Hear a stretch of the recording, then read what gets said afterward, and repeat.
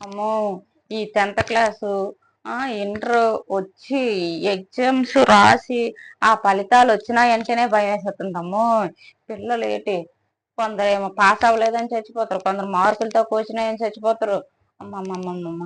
మరి తల్లిదండ్రులు అలాగా తిడతారో ఏమో తెలీదు గానీ, ఎలా పిల్లలు అంతంత పిల్లలు చేతికి వచ్చినోళ్ళు చచ్చిపోతే ఎంత బాధనిపిస్తది.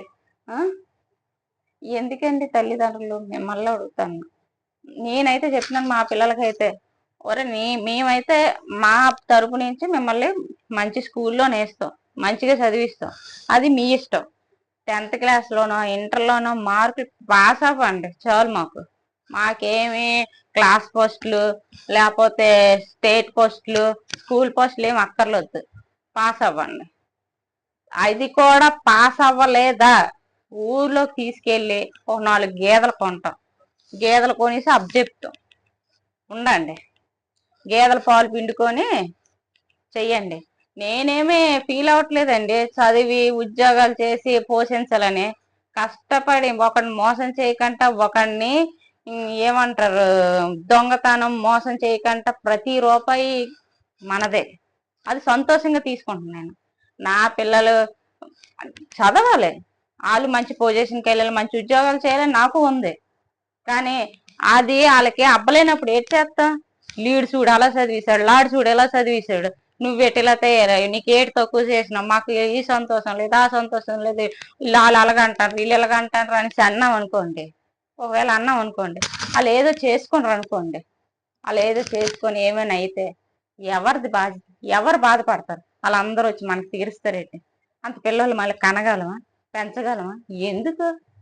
చదవలేదు సరే వదిలేయండి, వదిలేసి చక్కగా ఊరికి తీసుకెళ్ళి, నేనైతే అదే చెప్పాను, మా తరపు నుంచి మీకు అన్ని బాగా చూసుకుంటాం, చదివిస్తాం.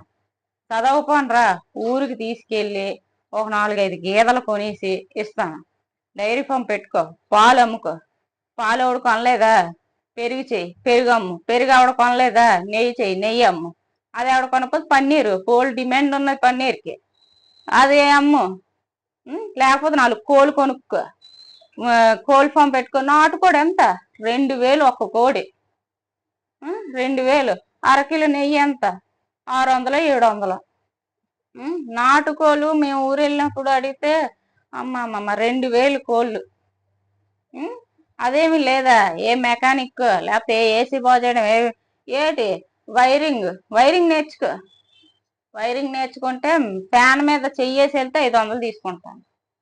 ఫ్యాన్ ఏం లేదు బాబు, ఈ ఫ్యాన్ తిరగట్లేదు ఏంటి చూడంటే 500.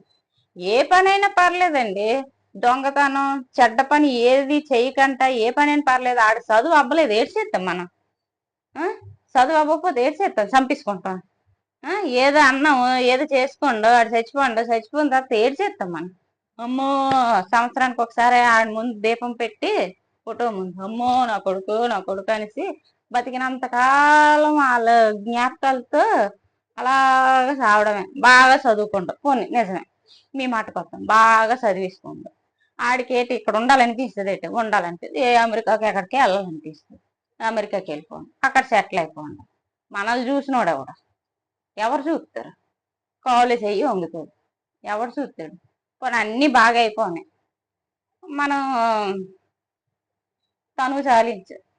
అప్పుడు ఒక 2-3 రోజులు ఒక పెట్టిలోని పెడితే ఆ 2-3 రోజుల తర్వాత వచ్చి చేస్తారు. అదే కోరుకుంటాను ఇప్పుడు అందరు పేరెంట్స్, బాగా చదవాలి, అమెరికాకి వెళ్ళిపోవాలి, పెద్ద పెద్ద ఉద్యోగాలు చేసేయాలి అనేసి. అంతేగాని ఎవరు వ్యవసాయం చెయ్యాలి, ఏదో వ్యాపారం చేయాలి, ఆ లక్షలు లక్షల చదవకపోయినా సీట్లు కొనేసి, చదువు రాకపోయినా సీట్లు కొనేసి లక్షలకు లక్షలు ఆ కాలేజీల్లో జాయిన్ చేస్తారు. ఆ లక్షలు ఎట్టి ఏదైనా వ్యాపారం చేయాలి, 4 గేదెలు డైరీ ఫామ్ పెట్టుకో. ఇప్పుడు సాఫ్ట్వేర్ ఇంజనీర్ అదేంటి, ఆ టెన్షన్ పడలేక ఎక్కడో ఒక 4-5 ఎకరాలు కొనుక్కొని ఆ కూరగాయలు అవి పండించుకొని డైరీ ఫామ్ పెట్టుకుంటారు ఇప్పుడు అందరూ. ఇప్పుడు దానికి పోనీ ఎవడు కొనకపోతే ఆడిపోవాలి, ఆడు మంచి పాలు తాగుతాడు. ఇప్పుడేటి కల్తీ పాలు, కల్తీ కూరగాయలు, కల్తీ అన్ని కల్తీలే, ఏది తినాలనే భయమే. గుడ్డు కల్తీ అంట, నూనె కల్తీ, పాలు కల్తీ, అన్ని కల్తీలే.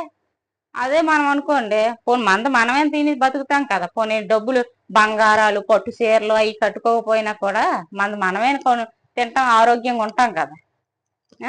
అంతేగాని పిల్లల్ని ఊరికే పిల్లలకి మనం బలం కావాలండి, బలహీనత అవ్వకూడదు. నీ వెనకాల నేనున్నాం, చదువు, నీకు ఏం చదవాలనిపిస్తుందో అది చదువు, నీకు పెడతాం. ఇంకా నేను ఇంకా ఎంత చదివిన నాకు ఎక్కట్లేదు అన్నారనుకో, ఆపేసి ఏదో చేసుకోరా బాబు. నేనైతే మా పిల్లలకి ఇదే చెప్పాను, చదవండి. అదే ఎలగొకలా బతికేద్దామని కాదు, చదవండి. మీకు ఎంత వరకు మీ మైండ్ ఎక్కుతుందో అంతవరకు చదవండి, పాస్ అవ్వండి చాలు. నాకేమి పెద్ద పెద్ద కోరికలు లేవు. ఆ దేవుడి దయ వల్ల మీరు మంచి మార్కులతో పాస్ అయ్యి మంచిగా ఉన్నారంటే నాకు ఓకే. మరి అదేం లేదు అవ్వలేదు అన్నారు అనుకోండి, తర్వాత దేవుడి దయ ఎలా బతుకు, చదువే బతుకు కాదు, బతకడానికి బోల్డ్ అనే మార్గాలు ఉన్నాయి. ఇది పిల్లలకు చెప్పండి. అంతేగాని వాళ్ళు చచ్చిపోవాలనే అంత థాట్స్ మట్టుకు తేకండి. ఎందుకంటే మొన్నే ఒక ఇది జరిగిందండి, ఎంత బాధ. బీటెక్ చదివాడు పిల్లోడు, ఉద్యోగం, కానీ ఏటయ్యిందో తెలియదు, ఊరేసుకొని చచ్చిపోండి. ఆ తల్లిదండ్రులు అంత కష్టపడి చదివించి ఆ టైంలో అలా చచ్చిపోతే ఎంత బాధ అనిపిస్తుంది. పిల్లలకి మనం ఏం చెప్పాలంటే, అదే జీవితం కాదురా నాయన, బోల్డ్ అంత ఉన్నది జీవించడానికి. ఒక దేనిలా పెంచాలంటే మొండిగా పెంచాలండి పిల్లల్ని, సెన్సిటివ్గా పెంచకూడదు ఎప్పుడు. ఇది కాకపోతే ఇంకొకటి, ఇది అని అన్నట్టు పెంచాలి. కానీ ఇదే లేకపోతే ఇది లేకపోతే మన జీవితం ఏమైపోద్దో మన తల్లిదండ్రులు ఏమంటారు అని బాధతో పెంచకూడదు ఎప్పుడు పిల్లల్ని. ఇది మట్టు గుర్తు పెట్టుకోండి ప్రతి తల్లిదండ్రులు. నేను చెప్పింది కరెక్టా కాదో చెప్పండి మీరే. ఈ మధ్యని చాలాని చూస్తుంటే బాధేస్తుందండి, చాలా బాధేస్తుంది.